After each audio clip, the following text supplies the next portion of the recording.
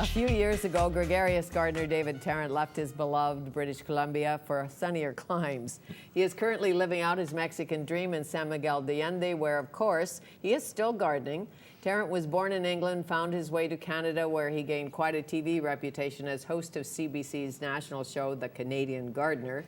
He left us when he retired from his job at the UBC Botanical Gardens, and it is my pleasure to welcome David Tarrant back to Studio 4 to tell us more. And back home, does it feel like home? It's lovely to be here. Doesn't feel like home, I have to be honest with you. You know, when I left England, I loved Canada. I've left Canada. I love where I live. But, I mean, Canada was wonderful to me. It was a great, great move in my life. And it is fun to come back, but it's a little chilly today. Yes, it is. I bet you're noticing. Well, a friend of mine said he escaped from England. Oh, sure. Yeah, I could relate to that, too. I bet yes. you can, not going to the royal wedding. Oh, no, well, I'm a royalist deep down inside, you know, but I like the changes that are happening there, I think. I think they seem a little more like real people. A little more. And, you know, we're going for tea tomorrow. Oh, you good. can join us because the old CBC gang was in the green room today. Now, your Mexican dream. Why Mexico? Well, you know, it was instantaneous. I remember coming on the show with you before I left. I went down to visit some friends who lived there for a week. And they said, don't say anything to him about retirement because he won't. On Wednesday, I went looking at houses. On Sunday, I came back, called a realtor, put my place on the market, sold it within 6 weeks, and went back down in January, bought a house, and moved there April the 8th, 4 years ago. So gone you were. So gone I was. So gone you were. Yes. Now, when you bought this house, I doubt the garden was perfect, or was it? It was perfect if you like green lawns and little boxwood hedges. I think a lawn in a high desert climate is a big mistake. I mean, here we are in Vancouver, it's raining today, but you know around here in the summertime, people tend to waste an awful lot of water on their lawns. And there is a trend, as you know, to get our lawns off grass. Yeah. Well, now, is that the picture before? That was before, my dear, yes. And then I decided that, no, this has to go. I can't water every 3 days and have it like that. So I planted it. Took the lawn up and planted it with all these succulents, drought-tolerant plants. Like? Jade plants, agaves. The palms there are actually South American palms. And it's the only way to go because you can't waste a lot of water on the garden. No, I mean, I'm sure not. No. And what about the little geckos and bugs and things like that? Can you sit out at night and totally enjoy it? Yes, you can, although it's a high desert situation. And so the nights cool off. In the winter, it can go down to -4 at night. Really, that cold? Sure. Because you're not on the water, I know that. No. My dear dentist said to me, David, will you be able to see the sea? I said, with great difficulty, like it's about 700 miles away, or well, whatever we say. Is it? Days. So where from Puerto Vallarta? Oh, where is this plopped place? in the middle. It's 4 hours north of Mexico City. It's near a beautiful city called Querétaro. And it's, well, the odd thing about that climate is in February, for example, it could be 0 when you wake up in the morning and 24 in the afternoon. So there's this great range of And temperature. it's very cultured, I hear tell. Artists and painters and dancers and figure skaters. Sure. One Canadian. Sure, Taller, yes. Taller Cranston. Yes. Does he live by you? Not close to me, but downtown, and he's very gracious. When I bring groups through, he lets me take them through the garden, and it's a fun place. I bet. So as you walk the streets of San Miguel de Allende, the bougainvillea, am I saying it right? You are indeed. Bougainvillea. And just recently, there were other beautiful flowers like jacarandas. But it's an interesting community. I have to tell you, in all honesty, when I first went there, I thought, oh my gosh, I've moved to a retirement, Yes. because they're all my age and older. But there is another life. But you did retire. I did retire, and of course, the local people are wonderful. And I will be struggling with my tutor in Espanol until the day she dies or the day I die. You know, I go every Wednesday. And Okay, but lots of English.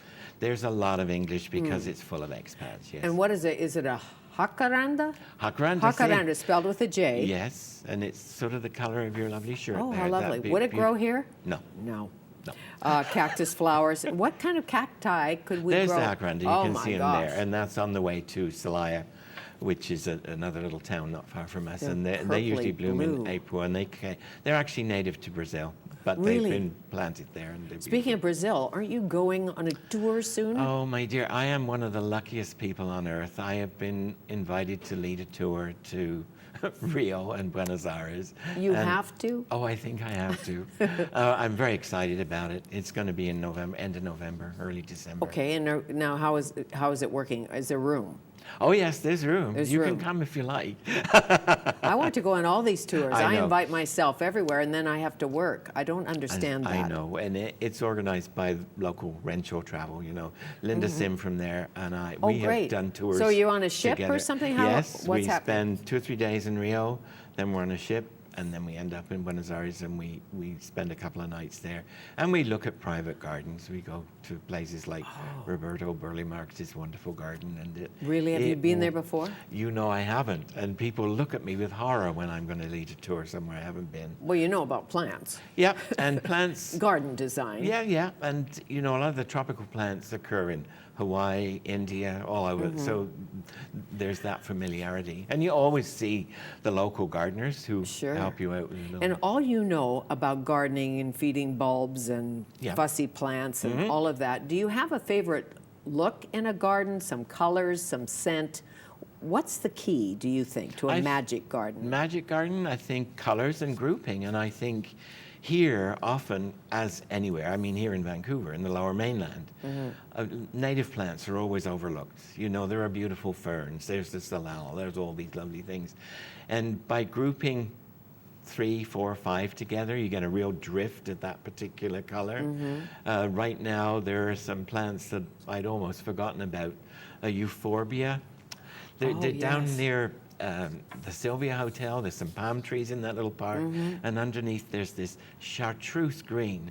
And on a day like today, they sort of shout out and say, "Hey, here I am." It almost glows in this gray light. Yes, I'm euphorbia. That's right. And I I'm think. euphoric about euphorbia. And the other thing is because, you know, I did the Canadian garden and everything, oh, he knows it all.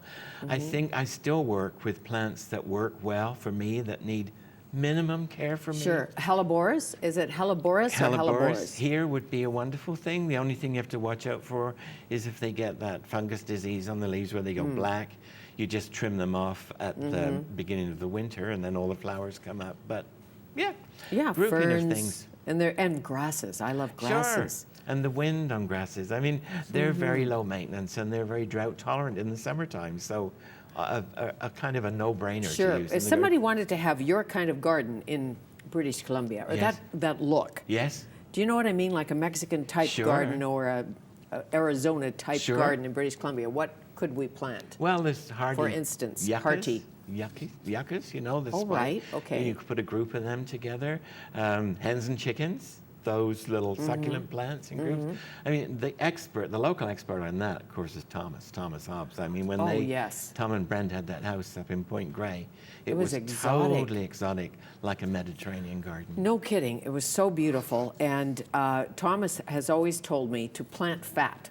Yes. Like if you're going to put plants in a pot, make sure you put a lot of them. Just plant fat. Don't do 2 tulips. Well, that's it. And it's the same with the grouping in the garden. Nice big clumps. Then you see them. If you buy a dozen tulips and you put one here and one here and one here, and one, you know, you don't notice Right. them, but put them together and it's wow. And are you a fanatic about color? In other words, should you have every color in the garden or pick a scheme? Oh, I'm a real blue gray. I remembered you were. Yes, I love that. But it always knocks me out when I go hiking in nature that when wildflowers come out, there's pink and orange and blue and everything. It's very personal. It's very therapeutic still. Sure. And the wonderful thing about gardening is you never give up. You know, if something died this winter, there's always next year. And some things have, as you Oh, I know, We've had a but- lot of snow. And the other day, a friend said she was at one of the garden centers. They were dumping geraniums like crazy because they were frostbit Yes. in April. Yes, That's amazing. And then you would have other friends that would go rooting through the garbage and save a few of them, you know. So gardeners never give up. That's the thing. They never give up. Now, rotted manure, fertilizer, good time of the year to do that. What are we supposed to be doing now? Well, pretty soon. Well, it should be now. And it should be. If you've got compost or city compost, a great time to mulch. Put about a 5-10 centimeter layer all through your perennial borders. Dig some in the vegetable garden. Because it's cool, you could start off some sweet peas even this late. They love to be, and they like it to be cool for germination. I love sweet peas. Can you just plunk them in the ground, the seed, or should you sprout them first? You should sprout them first. It's easier to sprout them first, but you can, you know, if you've got a good space where you've dug some manure or compost in, you could sow them in a row and they would come up. Okay, there. and they need lots of sun, right? And once they're going, but they like their roots always to be cool. They do, like always, clematis. Always. Do you know we had Mr. Everson here? Oh, right. The king of clematis. Yes, indeed. Yeah. Have you been to Guernsey to his nursery? I haven't, but I remember seeing his display at Chelsea Flower Show all the time. It's so amazing. Yes, yeah. What do you miss about us? Oh, Fanny. The rain? Oh, that's nothing? You're going to say nothing, aren't you? I am, and that's a terrible thing to say. Maybe you miss the people of British I have Columbia. wonderful friends here, wonderful friends. But you know, in life, when something happens like this, I think it was meant to be. That, you know, I got the house very quickly, I moved there very quickly. And for this old brain to have to learn Espanol at this age is a great, great challenge. I'm sure it is. Yes. Big challenge. I can help you a little bit. I know. But not enough. I remember. Dos cerveza. See, oh yeah, everybody knows that. Okay. The card to the left, she says, A Growing Affair, UBC Botanical Garden, May 7th, 10 a.m. with you. No, I won't be there, but it's because I worked at the garden. I think it's really nice to promote something that's going to happen there. Of course it is, and it's a wonderful place. Yeah, and they're going to show you how to do raised beds, growing your own vegetables, all those things that are very hot at the moment, and lots of other displays as well. Because one day we may have to grow our own veg, as you know. Absolutely. Well, nice to see Pleasure. you again. Thank Pleasure. you. Thanks for returning. Lovely. David Tarrant, quintessential Canadian gardener. Well, maybe he's a Mexican gardener.